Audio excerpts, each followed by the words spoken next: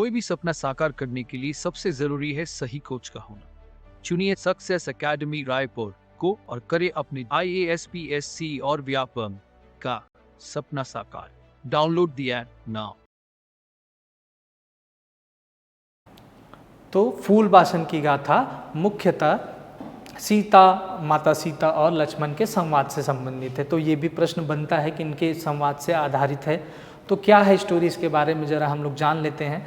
फूलवासन, अब देखो, माता सीता को एक स्वप्न आता है कि फूलवासन कोई फूल है और बहुत सुगंधित फूल है, और उसकी इच्छा उनको जाग जाती है कि वो फूल मुझे चाहिए। तो सुबह उठती हैं और लक्ष्मण भैया से कहती कि भैया लक्ष्मण, आप जाइए और ये फूलवासन फूल मुझको ला के दीजिए। तो अब लक्ष्मण बोले कहाँ से ढूंढ के लाऊंगा, मतलब क्या आप सपने में देख लिए फूलवासन फूल है और मेरे को भेज दे रहे हो। तो लक्ष्मण वैसे भी जानते हो हाई टेम्पर आदमी, जल्दी से गुस्सा हो जाने वाले, तो एक बार डांटता है, बोले नहीं मैं नहीं जाऊँगा भाभी।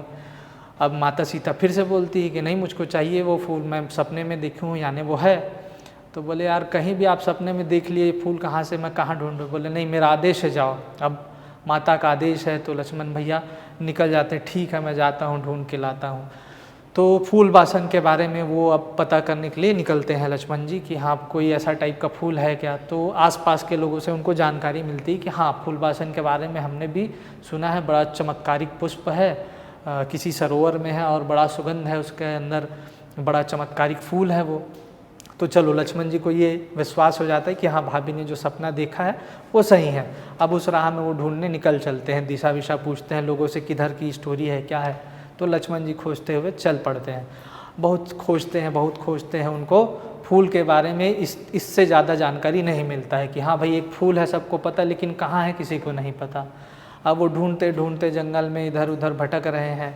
दिन हो गए, 1 दिन हो गए, 2 दिन हो गए, 3 दिन हो गए, उनको मिल ही नहीं रहा है। तो फाइनली जिस दिशा में लोगों ने बताया था वहाँ की स्टोरी है उस तरफ वो बढ़ चलते हैं और उनको एक साधु जी मिलते हैं, मुनि मिलते हैं जो पहले से ही अपने आसन में बैठे होते हैं योग मुद्रा में।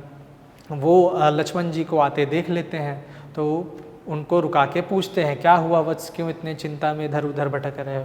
तो लक्ष्मण जी बताते हैं ऐसा ऐसा स्टोरी है, भाभी को हमारे फूलवासन का फूल चाहिए, अब मैं वो खुद ढूंढ रहा हूँ। स्टोरी से पता तो लग गया मुझको कि ये फूल कहीं पे है, लेकिन उसका कहीं पे पता नहीं चल रहा है।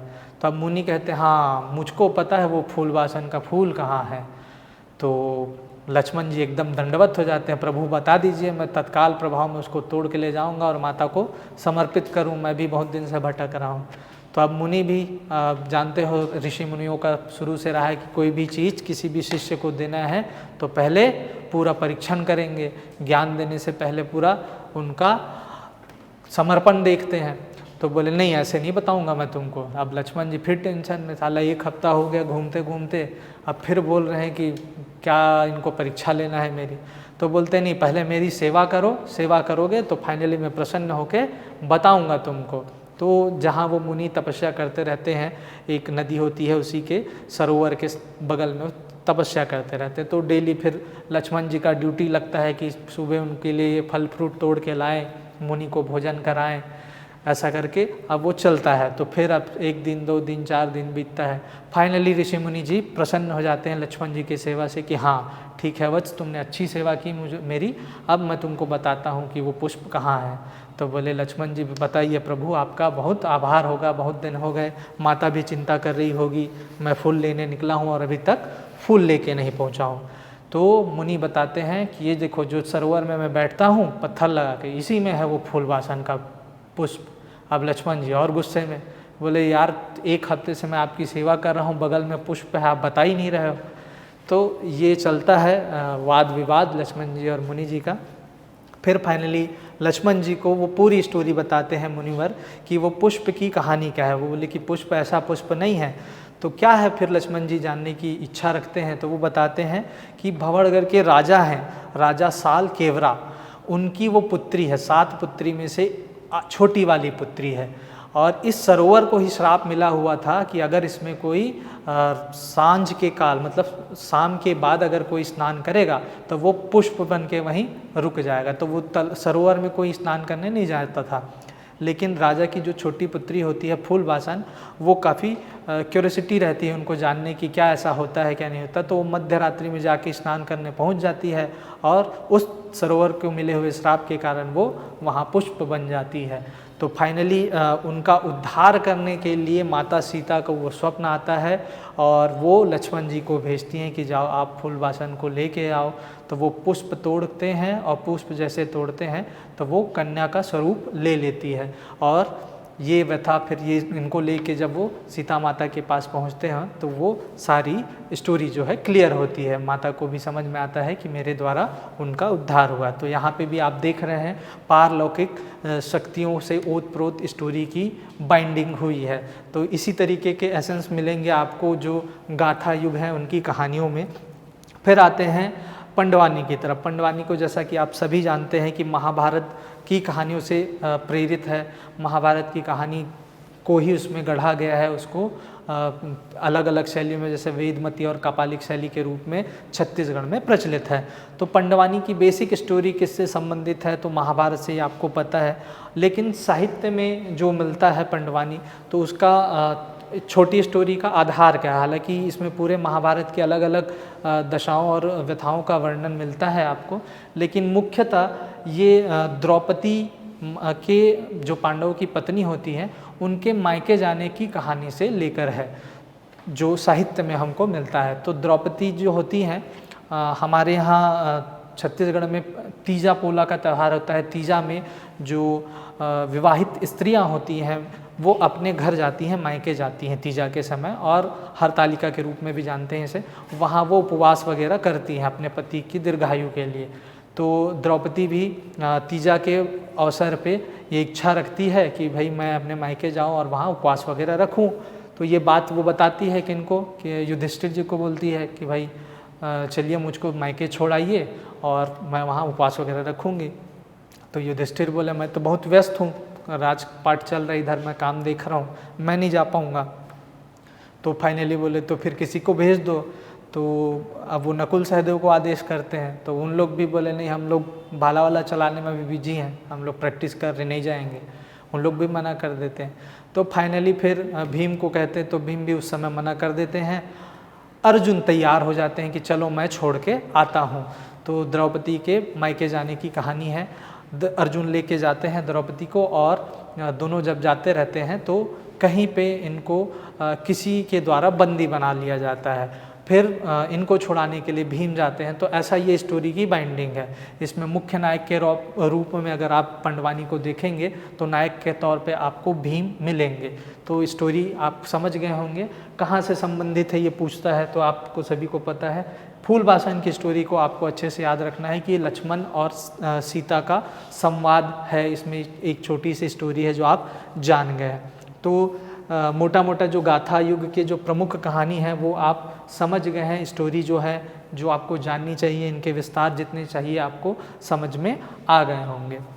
अब हम चलते हैं भक्ति युग या मध्य युग की तरफ। यहाँ भी 3-4 कहानियाँ हैं छोटी छोटी, इनको डायरेक्ट पूछता है, इनको भी देख लेंगे। उसके बाद फिर जो सामाजिक धार्मिक विचारधारा है उससे 2 संत हैं, इनको आप जानते हैं, संत धनी धर्मदास और गुरु घासीदास। तो इनके बारे में भी थोड़ी परिचर्चा हम लोग करेंगे। तो अब आते हैं, देखिए यहाँ फूलबासन थी, फूलबासन की गाथा। अब यहाँ है फूल कुंवर। तो ये नाम पे कन्फ्यूज़न मत कीजिएगा, इसको ध्यान रखिएगा, ये दोनों अंतर है। ये कहानी पूछते हैं और कभी कभी नाम से कन्फ्यूजन होता है। इसकी कहानी में आप इसकी कहानी लिखाते हैं, इसकी कहानी में आप इसकी कहानी बताते हैं। तो इन दोनों का अंतर आप समझ लीजिए। फूल कुंवर बेसिकली छत्तीसगढ़ की वीरांगना के तौर पे यहाँ प्रस्तुत किए गए हैं साहित्य में। तो क्या है इनकी स्टोरी ज़रा समझ लेते हैं।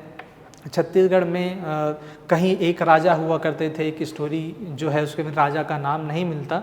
अब इसमें कहानी में यह है कि फूल कुंवर जो है मुगलों के आक्रमण से अपने राज्य को बचाती है। तो ये कहानी का सारांश है। अब कहानी को समझते हैं कि क्या है। तो जो राजा होते हैं उनकी एकमात्र पुत्री होती है फूल कुंवर। फूल कुंवर जो होती है काफ़ी यशस्विनी होती है, और चूँकि राजा की पुत्री एकलौती पुत्री होती है तो राजा जो है इनकी शिक्षा दीक्षा और इनको शस्त्र और शास्त्र दोनों का ज्ञान देते हैं। तो ये उतनी ही निपुण होती हैं तलवार में चलाने में जितने की कोई समक्ष राजकुमार हो। तो ये राजकुमारी होते हुए भी सभी युद्ध कलाओं में निपुण होती है। तो बचपन से ही राजा ने उनको ट्रेन करके रखा हुआ होता है। अब उनका राजा का शासनकाल बढ़ते चला जाता है, राजा वृद्ध होते हैं और फूल कुंवर जो है अपने यंग एज में पहुंच जाती है। और उसी समय मुग़लों का आक्रमण होता है। मुग़लों का आक्रमण होता है तो राजा के पड़ोसी राज्य में ही आक्रमण हुआ रहता है और उसके बाद उनको पता था कि अगला नंबर उनके राज्य का है। अब राजा टेंशन में और एकदम दुखी होकर बैठे रहे कि भाई मैं तो वृद्ध हो गया हूँ, कैसे लड़ूंगा, सेना का परिचालन कैसे करूँगा। तो फूल कुंवर आती है और उनसे पूछती है कि पिताजी आप इतना चिंतित क्यों हैं। तो वो बताते हैं कि भाई मुग़लों का आक्रमण हो गए हैं और वो बड़ी भयानक सेना है उनके पास, हम कैसे लड़ेंगे और मैं वृद्ध हो चुका हूँ। तो फूल कुंवर उनको कहती है कि पिताजी मैं भी तो पुत्र के समान हूँ, मैं भी तो आपके द्वारा दी गई पूरी शिक्षा दीक्षा शस्त्र और शास्त्र सभी का ज्ञान है, मैं सभी युद्ध कलाओं में पारंगत हूँ, तो क्यों ना मैं सेना का नेतृत्व करूँ। तो राजा उनकी बात मान लेते हैं, चलो ठीक है आप नेतृत्व करो। और सेना का नेतृत्व फूल कुंवर करती है और फूल कुंवर मुग़लों की सेना को मार के भगा देती है। मतलब इतनी अच्छी वीरांगना योद्धा थी ये कि मुग़ल ने ऐसा स्टोरी के अनुसार मुग़लों ने उसके बाद दोबारा इनके राज्य में कभी भी आक्रमण करने की कोशिश नहीं की। तो युद्ध में फूल कुंवर ने उनको अच्छे से हराया था। ठीक है, तो यही इनकी स्टोरी है। तो फूल कुंवर की स्टोरी जो है वीर गाथा से संबंधित है और मुग़लों के अगेंस्ट युद्ध वो करती है, ये इनकी कहानी है। तो ये आप ध्यान रखेंगे इस पे, और फूलबासन की गाथा में मर्ज नहीं करेंगे, इसको अंतर को आप समझेंगे। फिर चलते हैं कल्याण साय की गाथा। कल्याण साय की गाथा, इसमें गोपल्ला गीत काफ़ी फेमस है। कल्याण साय जैसे कि आप जानते हैं कलचुरी नरेश हैं, काफ़ी फेमस कलचुरी नरेश हैं। कल्याण साय की जो कहानियाँ हैं वो साहित्य में भी आपको मिलेंगी और जब छत्तीसगढ़ का आप जीएस पढ़ेंगे तो वहाँ भी उनका वर्णन मिलता है। और साहित्य के हिसाब से जो साहित्य में रचनाएं मिलती हैं उनके हिसाब से इनको जहांगीर का समकालीन माना गया है, जबकि अगर आप कार्यकाल देखें इनका तो यही औरंगजेब या अकबर तक के समकालीन मिलते हैं। तो वो खैर अपने काम की चीज़ नहीं है, ये जहांगीर के समकालीन गीत में मिलेंगे। तो क्या है कल्याण सिंह की कहानी, ये ज़रा हम समझते हैं कि कल्याण सिंह जहांगीर के समकालीन थे। और ये जो गोपल्ला गीत है तो इनके एक सेनापति थे, ये आपको हिस्ट्री में मिलेगा, गोपाल राय या उनको गोपाल मल या गोपाल भीम की तरह भी जाना जाता है।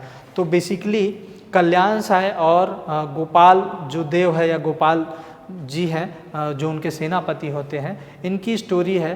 तो क्या है ये स्टोरी, ज़रा हम समझते हैं। कल्याण साय को जहांगीर के दरबार में बुलाया जाता है। कल्याण साय यहाँ शासन करते रहते हैं और काफ़ी अच्छे शासक होते हैं। छत्तीसगढ़ उस समय अपने समृद्धियों के लिए विश्व विख्यात था। तो जहांगीर जो है इनको अपने राज दरबार में बुलाते हैं, आमंत्रित करते हैं कि आप आइए और हमें बताइए कि आपका राज प्रशासन कैसे चल रहा है। तो कल्याण साय की जो माता होती है वो बड़ा चिंतित हो जाती है, क्योंकि उस समय जो ट्रेंड था जहांगीर और मुग़लों का जो शासन था तो उसमें धर्म परिवर्तन की बहुत सी घटनाएं होती थी। तो वो उनकी माता जो है इस चिंता में आ गई कि मेरे बेटों को ले जाएंगे और इनका धर्म परिवर्तित करा देंगे।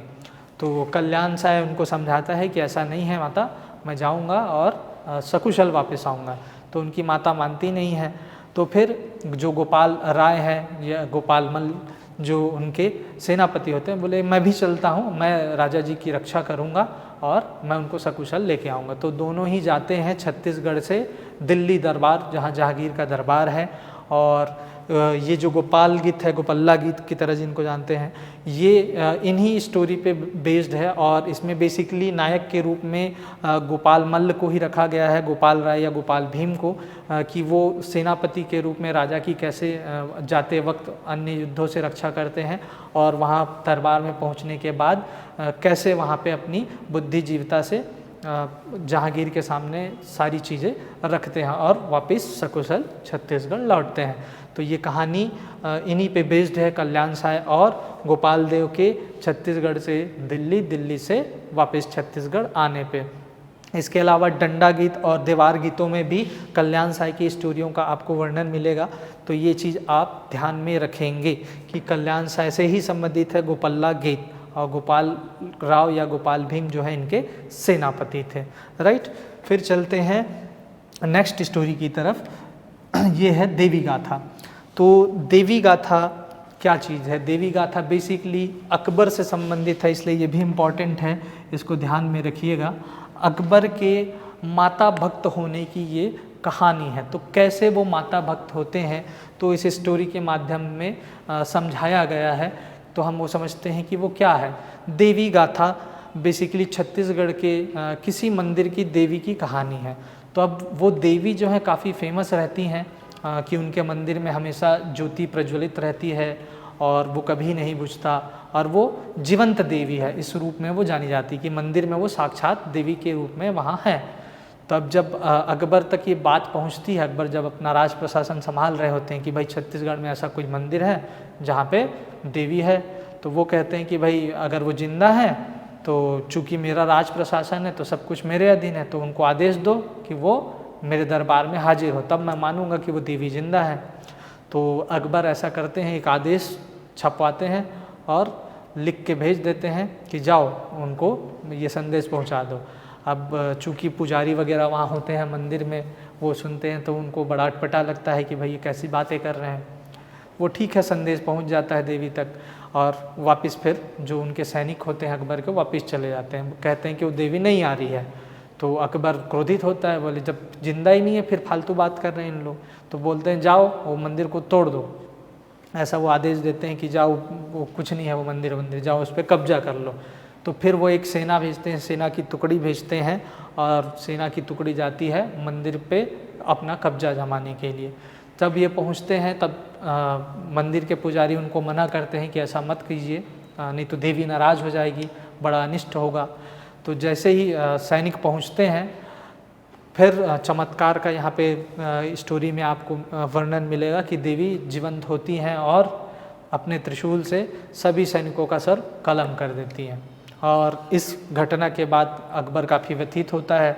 वो देखता है कि हाँ भाई, मेरे पूरी इतनी बड़ी फ़ौज को बिना किसी मतलब मनुष्य ने कोई भी उसमें आघात नहीं पहुंचाया और किसी अदृश्य शक्ति ने उनका वध कर दिया। उसके बाद अकबर को एहसास होता है, अकबर के फिर राज प्रशासन में भी गड़बड़ियाँ शुरू हो जाती है, अनिष्ट घटनाएं होने लगती है। तो अकबर तुरंत दौड़ के आता है उस मंदिर में और माता से माफ़ी मांगता है और फिर वो माता की भक्ति में लगता है। तो बेसिकली ये हिंदू मुस्लिम एकता का सद्भाव वाला संदेशना वाला एक स्टोरी है। इसके बाद फिर अकबर सामान्य प्रशासन चलाता है जब देवी उनको आशीर्वाद दे देती हैं। तो इस तरीके से देवी गाथा जो है अकबर से संबंधित है, ये आपको ध्यान में रखना है। तो ये तीनों स्टोरी हो गई आपकी। एक स्टोरी है राय सिंह के पावरा। तो राय सिंह बेसिकली छत्तीसगढ़ के राजा माने गए हैं और इनका एक संबलपुर जो उड़ीसा में आज अवस्थित है, वहाँ तक के जाने की स्टोरी है। छत्तीसगढ़ से संबलपुर जाते हैं, कुछ युद्ध वगैरह करते हैं और वहाँ से प्रशासक को हराते हैं और फिर वापस छत्तीसगढ़ आते हैं। तो बेसिकली उन्हीं की कहानी है कि राय सिंह जी संबलपुर तक जाते हैं, संबलपुर से वापस लौटते हैं। इस दौरान जितनी भी घटनाएं होती हैं वही इस राय सिंह पावरा की गाथा में आपको मिलेगा। तो वीर गाथा जो भक्ति काल या मध्य युग की प्रमुख जो कहानियां हैं वो आप समझ चुके हैं। मैं सारी चीज़ों को छोटे छोटे एक्सप्लेनेशन आपको कर चुका हूं। आपको जो ध्यान में रखना है ये दोनों का अंतर आपको समझना है। चूँकि देवी गाथा अकबर के काल से संबंधित है, ये आपको याद रखना है। ये पेपर में आपके पूछ चुका है। तो ये सभी जो छोटी छोटी कहानियाँ हैं अपने आप में महत्वपूर्ण है, तो इनको आप वैसे ही ध्यान में रखेंगे, इसकी स्टोरियाँ अपने दिमाग में रखेंगे और जैसे प्रश्न में आपको एक्सप्लेन करने का है लघु या विस्तार, तो आप उसको कर पाएंगे इसमें। राइट, अब चलते हैं धार्मिक सामाजिक विचारधारा की ओर।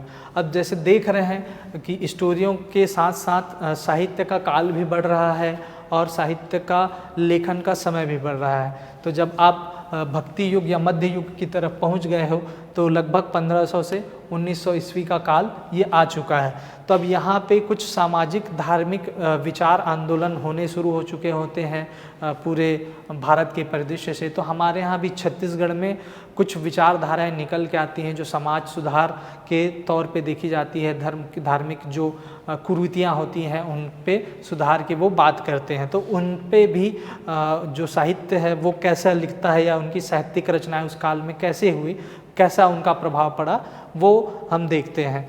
तो संत धनी धर्मदास, इनका नाम आप सभी जानते हैं, साथ ही गुरु घासीदास, ये दोनों ही छत्तीसगढ़ के फिलॉसफी में भी अपना योगदान देते हैं। मतलब इनकी जो विचार हैं वो डायरेक्ट आपसे पूछता है, तो इनको आंशिक रूप से यहाँ हम लोग देख लेते हैं इनकी क्या क्या विचार है। तो संत धनी धर्मदास मुख्यतः कबीर पंथी, मतलब छत्तीसगढ़ में कबीर पंथ के संस्थापक के रूप में देखे जाते हैं। इनका जो ग्राम है वो कसौदा ग्राम है, जो आज का वर्तमान कवर्धा है, कबीर धाम जिसको कहा जाता है। इसी विचारधारा के नाम से ही उस जिले का नाम कबीर पंथ के कारण कबीर धाम पड़ा था, या कवर्धा के रूप में जिसको आप जानते हैं। तो वहीं के ये निवासी थे और ये बेसिकली वैश्य परिवार, वैश्य कहने का मतलब व्यापारी वर्ग वाले परिवार में ये पैदा हुए थे। और ये कबीर जी से काफ़ी प्रभावित हुए और कबीर जी के काफ़ी करीबी शिष्यों में से एक माने जाते हैं। उनकी विचारों को इन्होंने पूरे छत्तीसगढ़ में फैलाया। और चूँकि कबीरपंथी विचारधारा जो है वो काफ़ी वो थी, प्रबल थी, तो हमारे यहाँ छत्तीसगढ़ में बहुत से जो जाति हैं या आपके धर्म संप्रदाय हैं उन्होंने उनको अपनाया भी है, कबीरपंथी जिनको हम कहते हैं, राइट। तो ये एक विचारधारा है। तो अब ये कैसे साहित्य में अपना योगदान करेंगे ये अब हम समझ लेते हैं। तो संत धनी धर्मदास चूँकि गुरु थे एक कबीर पंथ संप्रदाय के छत्तीसगढ़ में, तो उनके उपदेश हुआ करते थे। उपदेश जो हैं जनता को जागरूक करने के लिए और जनता को कबीर की विचारधाराओं से जोड़ने के लिए, कबीरपंथी विचारधाराओं से जोड़ने के लिए। तो उनके जितने उपदेश होते थे प्रारंभिक तौर पे तो मौखिक हुआ करते थे कि वो बोले और अपने शिष्यों को बताए, फिर शिष्य अन्य शिष्यों को बताए और जोड़ते चले गए। लेकिन बाद में इनके शिष्यों ने उनके उपदेशों का एक संकलन प्रारंभ किया कि हमारे गुरु ने ये कहा है। तो यहाँ से ही बेसिकली अगर आप देखते हैं तो छत्तीसगढ़ के साहित्यों का संकलन जो है, संकलन मतलब लिपिबद्ध करना, वो इसी दौरान मतलब संत धनी धर्मदास और गुरु घासीदास के कार्यकाल से ही मिलती है। मतलब इन्हीं के बाद आपको दिखता है। तो उपदेशों को संग्रहित करने के लिए शिष्यों ने क्या किया, उसको लिपिबद्ध किया। तो एक तरीके से हमारे पास उनकी साहित्य रचना आ गई। चूँकि ये छत्तीसगढ़ के मूल निवासी हैं, छत्तीसगढ़ के स्थानीय निवासी हैं, तो इनकी जो उपदेश हैं वो छत्तीसगढ़ी भाषाओं में भी हुआ करती थी। तो इस तरीके से यहाँ से एक मतलब साहित्य का संकलन का जो पहला चरण है वो स्टार्ट होता है। यहाँ से संकलन हमारे यहाँ शुरू होता है। जबकि इससे पहले वाली जितनी भी स्टोरी हैं मैंने आपको बताया था कि ये सब लिपिबद्ध इस समय नहीं की गई, इस समय ये मौखिक विचरण में ही चलेंगे, यहाँ इनको लिखा नहीं गया है, बस ये एक से दूसरे कहानी के रूप में बताते हुए आगे बढ़ते चले जाते हैं। तो संत धनी धर्मदास के बारे में आपने जान लिया। उसी तरह गुरु घासीदास इनको भी आप जानते हैं, इनका नाम छत्तीसगढ़ के इतिहास में भी और साहित्य में भी बहुत महत्वपूर्ण है। तो इनका जो जन्म है ग्राम गिरौदपुरी जो आज के वर्तमान बलौदाबाजार में अवस्थित है वहाँ हुआ था। और ये बेसिकली एक चर्मकार परिवार में पैदा हुए थे और वहाँ से इन्होंने छत्तीसगढ़ में एक नए पंथ की शुरुआत की, वो है सतनाम पंथ। तो इनके जो गुरु हैं जो इनको ज्ञान देते हैं उनका नाम भी कभी कभी पूछता है आपके जीएस के पेपर में, तो उनका नाम है जगजीवन दास, ये याद रखिएगा, उनके गुरु थे। उन्हीं के आराध्य में आके मतलब उनके सानिध्य में आके इन्होंने शिक्षा दीक्षा प्राप्त की और ज्ञान की प्राप्ति की। उसके बाद इन्होंने सतनाम पंथ का विचार जो है छत्तीसगढ़ में फैलाया। और बेसिकली इनको जो ज्ञान की प्राप्ति हुई थी वो कहाँ हुई थी वो कभी कभार पूछ लेता है। तो कोमार खान के जंगल में तेंदू का पेड़ जो होता है, तेंदू पेड़ के नीचे इनको ज्ञान की प्राप्ति हुई थी। तो गुरु घासीदास भी अब फिर से एक पंथ के प्रवर्तक हैं, सतनाम पंथ को वो छत्तीसगढ़ में फैलाते हैं, उसके विचार को वो प्रदर्शित करते हैं। तो फिर उनके उपदेश और जो ज्ञान होते हैं, फिर से वही शिष्य गुरु वाला परंपरा जो होती है, तो बाद में शिष्य जो है उनके उपदेशों को संकलित करने के लिए फिर एक लिपिबद्ध चरण पे उसको लाते हैं। तो यहाँ से आपके छत्तीसगढ़ी साहित्य का प्रारंभिक मतलब लिपिबद्ध कर्म जो है चालू होता है। हालांकि हम छत्तीसगढ़ी के लिए कर रहे थे ऐसा नहीं है, उन्होंने अपने गुरुओं के उपदेशों को संकलित किया, लेकिन साथ साथ छत्तीसगढ़ी के साहित्य भी संकलित होते रहे। तो ये एक फेस है, आप ये समझ पा रहे हैं, वीर गाथा फिर सामाजिक विचारधारा।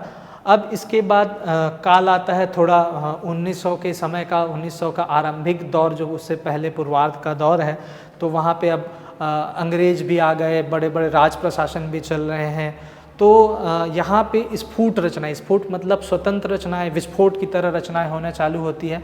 तो जो कवि जहाँ जिस जगह पे होता है तो वो उसके बारे में लिखना आरंभ करता है। अब यहाँ से देखो सामाजिक अवधारणा, सामाजिक चेतना की धारणा जाग चुकी है, जबकि इससे पहले आप जितनी कहानी देख रहे हो ये सारी की सारी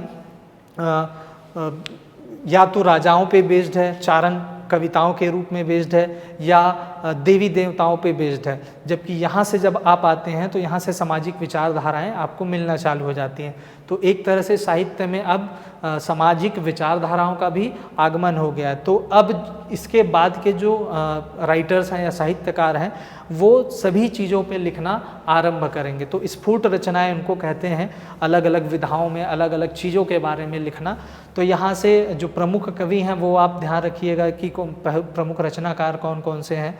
तो कवि गोपाल मिश्र, इनका नाम आप जानते हैं। कवि गोपाल मिश्र की खूब तमाशा एक उनकी रचना है। फिर सुदामा चरित्र, आप देख रहे हैं खूब तमाशा एक अलग डायरेक्शन पे रचना है, जबकि सुदामा चरित्र एक भक्ति की रचना है। वैसे ही राम प्रताप इनकी एक रचना है। तो गोपाल मिश्र की कुछ प्रमुख रचनाएं, इसके अतिरिक्त भी बहुत से हैं, उनको हम बाद में परिचर्चा करेंगे। हाँ, राम प्रताप पे आप ध्यान रखिएगा। राम प्रताप की रचना जो है इन्होंने आरंभ की थी कवि गोपाल मिश्र ने, और उसको आधा लिखने के बाद उनका मृत्यु हो गया था। तो उनको पूरा किन्होंने किया था, तो इनके पुत्र हैं कवि माखन मिश्र। कवि माखन मिश्र ने राम प्रताप को संपूर्ण किया था। तो ये कभी कभी पूछा है एग्जाम में कि राम प्रताप किसकी रचना है, तो कभी केवल इनका नाम देता है, कभी केवल इनका नाम देता है। तो दोनों ने मिलकर इसको पूर्ण किया, आरंभ इन्होंने किया, पूर्ण इन्होंने किया, या कभी दोनों का भी नाम देता है। तो ये आप ध्यान में रखेंगे राम प्रताप किन से संबंधित है। उसके बाद बाबू रेवाराम का नाम भी आप जानते हैं, उनकी विक्रम विलास ये रचना है, ये भी स्फुट रचनाओं के अंतर्गत आता है। वैसे ही प्रहलाद दुबे जी हैं, इनकी जय चंद्रिका काफ़ी फेमस है। तो इस तरीके से अब स्फुट रचनाओं का एक दौर आता है। इस तरीके से मतलब गाथा युग से भक्ति युग तक पहुँचते पहुँचते आप देख रहे हैं कि छत्तीसगढ़ का साहित्य कैसे समृद्ध होते जा रहा है। बेसिकली यहाँ से लिपिबद्ध करना उन्होंने आरंभ कर दिया है। लेकिन ये जो बाकी की स्टोरियाँ हैं ये इस दौर तक तो मौखिक ही चली, इनको लिखने का काम यहाँ आधुनिक युग में आने के बाद 1900 के बाद यहाँ के साहित्यकार इसको लिखना आरंभ करेंगे। तो आधुनिक युग का अपना एक फेज़ है, उसको हम लोग देखेंगे। उसके बाद आधुनिक युग के जो प्रमुख साहित्य और साहित्यकार हैं उनके बारे में हम एक अलग परिचर्चा करेंगे, वृहद परिचर्चा करेंगे। तो चलते हैं नेक्स्ट आधुनिक युग के डिटेलिंग की ओर।